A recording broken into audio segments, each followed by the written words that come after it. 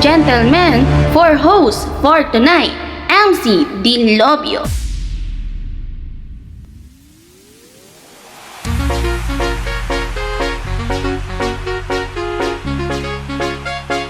Please welcome Mr. Ansin Dilobio from Kamaling, Tarlac na nag-iiwan ng isang kasabihan, walang matilok na babae, basta si Dilobio ang dumiskarte. Aray mo, baka.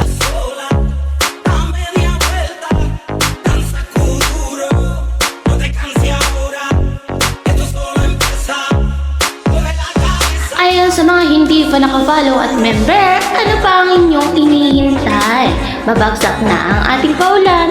Don't forget to follow and member para hindi kayo ni Dilobio.